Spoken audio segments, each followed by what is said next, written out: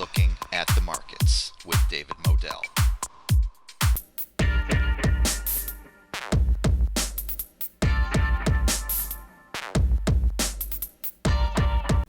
Welcome to Looking at the Markets with David Moadel. Today we have a special guest. It is Mr. Craig Hemke from tfmetalsreport.com. And he is a market and metals expert, and I'm very privileged to be able to tap into his insight for the benefit of myself as well as my audience. So, Mr. Hemke, thank you for joining me today. Hey, David, thank you for the invitation. It's always good to get a chance to visit with someone new. Yeah, absolutely. Just wanted to make sure that I have the right website here. I do want people to visit your website, tfmetalsreport.com. So before we get started, is that the best way for people to access your knowledge and inspiration? It is. It's a rather vibrant online community, actually, that we've been online since 2010. So it's been around for a while now. And what I do on a daily basis is provide some analysis of gold and silver, the economy, the mining shares. People sometimes use that information to help them with their buy decisions of when to stack more metal to their personal physical stack. That's not too expensive. It's about $12 a month for people to do that, so we try not to price people out. But the majority of the site is free, just like any other website. There's forums, a great online community of folks that all recognize that eventually we're going to pay the piper here with the extreme Keynesian-based debt buildup that we've had. And we're all rowing in the same direction, looking out for each other. So I encourage everybody to check out our website and see if it's a place you want to hang out. Absolutely. I've noticed that on your website you have a glossary, which is, I think, really helpful. It starts off with the evil empire. Who is the evil empire? I got to know. That one goes back all the way to the beginning, back in 2010. Specifically, the evil empire was composed of J.P. Morgan and Citi, but also you could throw on Scotiabank and HSBC and the other bullion banks. They are the ones that are charged with the physical delivery of metal around the world underneath this paper derivative pricing scheme that we use to actually determine price for the physical metal. And so the evil empire is that cartel, we call them, of bullion banks. Gotcha. All right. It's good to have a glossary here to keep me up to date on, how to interpret everything you're saying on your website. There's so much information here. You got your chat room, you got your podcast, and your forums, and so much on here. I really appreciate that. Before we even get into metals, I just want to talk about right now it looks like we're ending an 8-day down streak in the Dow, and yet it hardly went down at all. I guess this is what passes for a pullback nowadays. We haven't had a real pullback since Brexit, which was June, July last year. The markets feel a little toppy to me. What's your opinion on the rest of 2017 in the markets? Where's it going? Well, you're right to point out that it has been quite the sustained uptrend. What do we have to go back to? Before we had a 1% down day last week, it was the first 1% down day since October or something like that. I mean, it was really remarkable. Yeah. Through Monday, we'd had 8 consecutive down days in the Dow. It was the first such losing streak in a number of years, going back to 2010. If Tuesday were to end up being a down day, it'd be 9 straight down days. That'd be the longest Dow losing streak since 1978. And so I don't know. On my end, it seemed rather predictable that the Dow would magically tend to reverse today. I don't know. Everybody has thought for a long time that there was this big, huge, Dow crash coming, stock market crash coming, and it never seems to happen. A lot of that has to do with the amount of cash that was created globally and continues to be created globally by global quantitative easing. That money flows to the banks, and the banks put it in the stock market. There's also what we consider the management of perceptions, which gets back to the wealth effect that was always trumpeted by Greenspan and Bernanke as a way of prompting economic growth. If you see your 401k going up, you're more apt to go buy a new refrigerator, that kind of thing. Right. And so, short. What is the old kind of a line from Keynes almost? And that in the long term we're all dead. And that the stock market can remain irrational longer than you can remain solvent. So to some extent, I think you have to play along. You have to recognize that there's kind of an underlying inflation here with all this cash that's been created, and that is reflected in the rising stock market. I guess as a hedge of that, if you want to look at it on a strict, traditional investment sense, we've always recommended physical gold and silver. It's not something you put every single penny in. That'd be, you don't put every single penny in everything.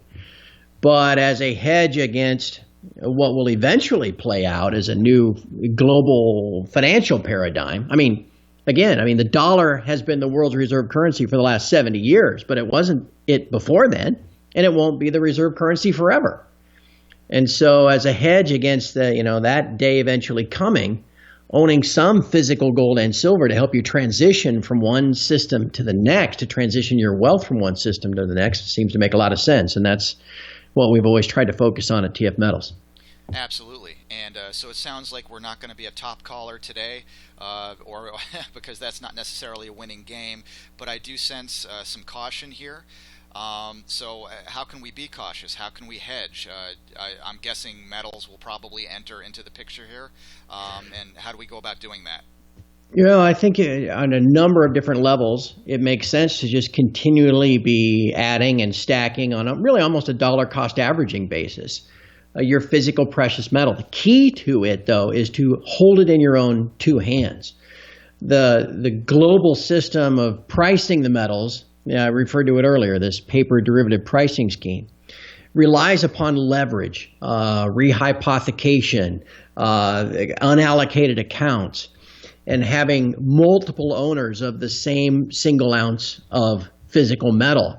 You see that in, like I said, unallocated accounts that you might hold at a bank. You can see it in the GLD, the SLV, COMEX futures, all these different forms of synthetic gold or synthetic silver when the system relies upon just a fraction of that actual metal being levered and levered multiple times over. If you believe that systems like that are doomed to fail because they're uneconomic and the price that they determine isn't based upon true supply and demand of the physical fundamental, then you figure, well, okay, if this system is doomed to fail, then I better hold the real thing. And so when you hedge, when you take out this insurance to transition you from one system to the next, again, we always advise, make sure it's physical metal that you own and you hold in your own two hands and have immediate access to, not shares of the GLD or some triple levered ETF or something like that. We always want to look for the real thing. And in a sense, by accumulating the real thing, you're also helping to deleverage the system, because for every ounce that you take out of the banker's hands and put into your own safe, limits their ability to relever those ounces and keep their system afloat. So you're kind of doing yourself a favor by stacking the metal as well. Gotcha. So maybe we're not trusting ETFs like SLV, GLD. I mean, there is a convenience there of being able to just buy and sell the paper versions of gold and silver. Sure. Is there risk there, though? There's major risk with doing that? Oh, absolutely. I mean, it's perfectly fine. If somebody wants to, if you're an active trader and you're buying calls and puts and stuff like that on the GLD, hey, knock yourself out. But no one should be under the illusion that if they own, 500 shares, that they can show up at HSBC's headquarters in London where they vault the stuff and just ask for their metal. It doesn't work that way. And so if you think you're buying gold, the real thing, by owning shares in an ETF, man, you are setting yourself up for some pain in the future. It's like I keep referring to these unallocated accounts that are run at especially some of the big bullion banks or some of the mints. They'll tell you, oh, yeah, no, the gold's in your name, and if you ever want it, you can show up and get it. Banking on the fact that no two or three people are going to show up at once. It's a fractional reserve system, much like your local bank, your actual savings bank, where you have your checking account or your savings account. They don't keep everybody's money on hand that you deposit, right? They've got the reserve ratio they have to keep, and they loan out the rest. And if you remember George Bailey, It's a Wonderful Life, it's when everybody shows up at once that wants their money that the system has, that's when it begins to fail. That's why the bankers are always afraid of bank runs, right? Well, the same thing is true for the bullion banks. The last thing they want is everybody to show up at once demanding their physical metal. They need the confidence scheme to continue. Well, you can get it anytime you want, but when 100 people show up expecting delivery of the same 1 ounce, they've got a problem on their hands. And so, again, we just always caution, you can trade the GLD and the SLV and the AGQ and all these other ETFs as much as you want, to your heart's content. But if you're actually thinking you own physical metal, you've got another thing coming. Gotcha. All right. Good advisement there. Again, I'm speaking with Mr. Craig Hemke. Just want to touch upon tfmetalsreport.com. There's so much on here. Besides the free content, what services would you offer? I remember you mentioned, what was it, $12, $14 a month? Is that true? Yeah, it's $12 a month, so it's Wow. Whatever that works out to be, 60 cents a day or something like that for business day. Anyway, I figured out a long time ago that running a website based off of advertisements it just wasn't a sustainable business plan. And fortunately, we've got a group of people that have been long-time subscribers, and we're constantly being able to add new people for the people that drop off, that kind of thing. And so, but we didn't want to price people out either. There are a lot of trading services out there like $100 a month. Yeah. I'm like, well, wait a second, who can afford that? And a lot of those folks just kind of churn and burn people, knowing that eventually they're going to be wrong just as often as they're right. And so if they've got to constantly be adding new subscribers to replace the people they're losing. That's not what we do at TF Metals Report. It's more about keeping the lights on and keeping the site alive.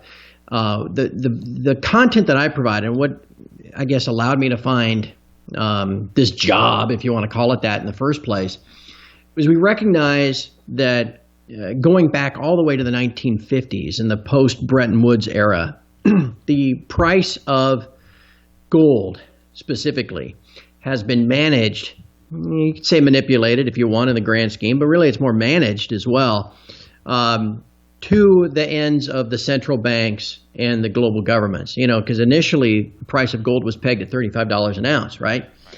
And so that has to be managed through supply and demand. Well, the U.S. took it upon themselves to do this to begin with in the 1950s.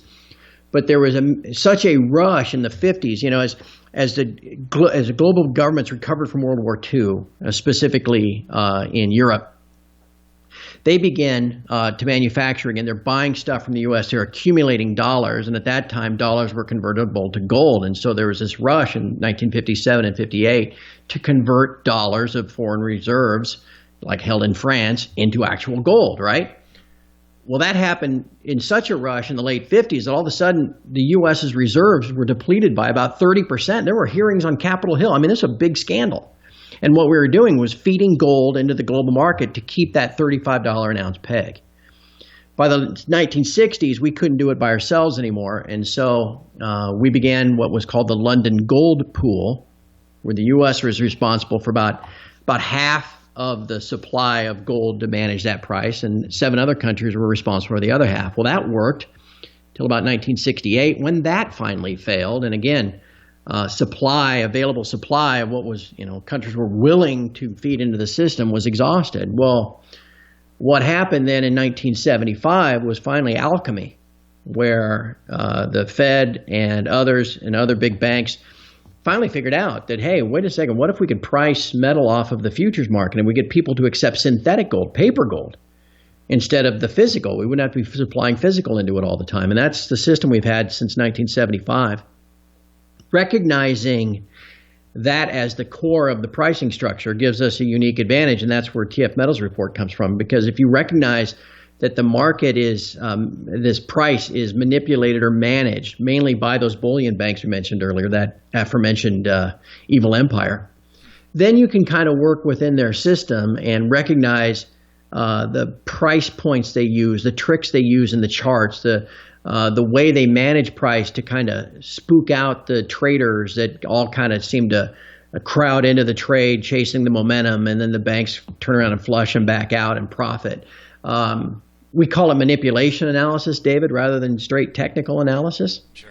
That gives us a rather unique perspective that I don't think really anybody else employs, and that's why we've been at it for 7 years. So anyway, I didn't mean to give you that long answer, but really, I guess it gave me a chance to kind of talk about the history, not the conspiracy theory of price management in the metals. It's a verifiable, documented history, true actual history, and it continues to this day. Absolutely, and reading through your blog and listening to your podcast, I can see that it's not about conspiracy theories. It's about all the due diligence that you do, all the research that you do at TF Metals Report, which I really appreciate, and that's one of the things that made me say, I've got to get this guy for an interview. I know your time is valuable. Just one more question, if I may. I'm reading your blog, A Minor Complication. I love the humor that you use and the insight. Let's talk about miners. What's in store for the miners right now, in your estimation?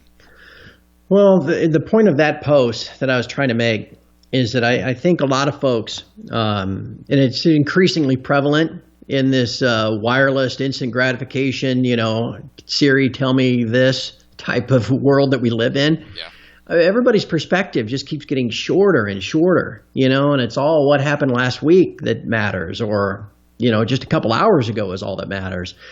And so the purpose of that specific post was just to kind of remind people of the longer term. For the last, I guess it's almost 8 weeks, there's no doubt the mining shares have underperformed versus physical gold or physical silver. But then you can also go back, if you just want to extend back a little bit, go back to late December and early January, they vastly outperformed.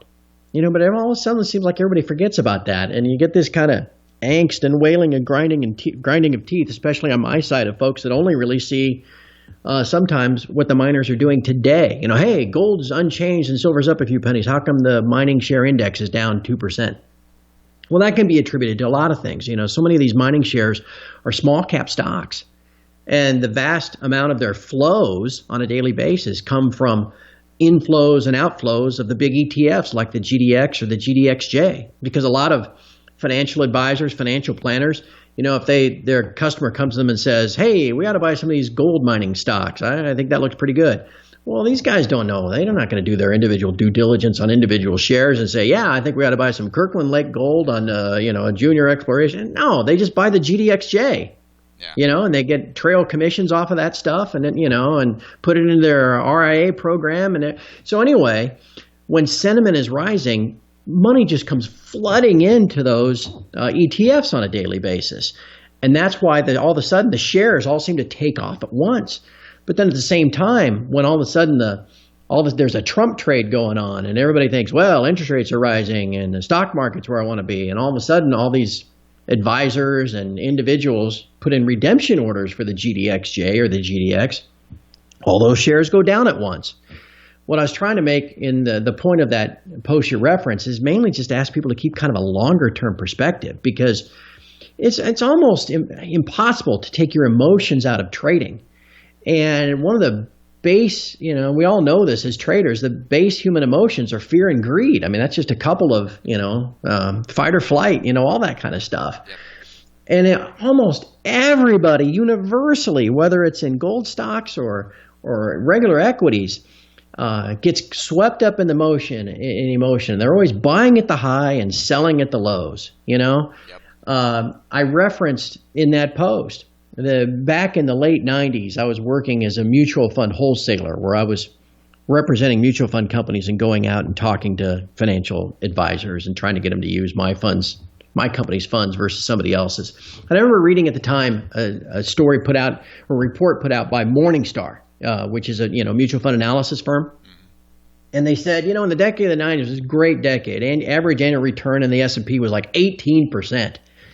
But they found that the average investor, through their 401k or whatever, only made about 3%. And they couldn't figure out how could they screw that up. Well, the problem is, again, every time the market looked like it was rolling over, get me out. And then people wouldn't get back in until, all the gains were made off the lows. Yep. And so now here we are, people doing the same thing in the mining sector. Every time the shares underperform, they think, oh, God, this is terrible. And, really, if you believe in gold and silver, if you think gold and silver are going higher, then you should believe in the long-term holding of the shares as well. The shares will perform exponentially better, 3, 4, 5 times better maybe over the long term. And really your best strategy is to just buy and hold, because otherwise you're just going to fake yourself out and get wrong-footed more often than not by these banks, and instead end up profiting far less than you would have if you just picked a good basket of mining shares and held on to them. I agree. For many investors, it's better, instead of trying to time the market, which usually doesn't end up as well as we hope it does. It's better just to have a long-term perspective, or look to other people's insight and expertise, such as yourself. I wanted to touch upon tfmetalsreport.com one more time. Is that the best way for people to reach you if they want more insight into all of what we've discussed today? Yeah, it is tfmetalsreport.com, and what I do is I like to think valuable, but at the same time, I think the great value of the site for people that subscribe in particular is the ability to interact with everybody else that's on the site, because I'm just one guy. I try to pay attention 16 hours a day, but there's a lot of stuff I miss. Well, in a community of a couple thousand people, other stories, other research reports, other things relative to the global economy or the metals get picked up by other people on the site and posted. And so the real value often comes from the interaction with everybody else on the site. Again, recognize that we're all kind of in the same boat.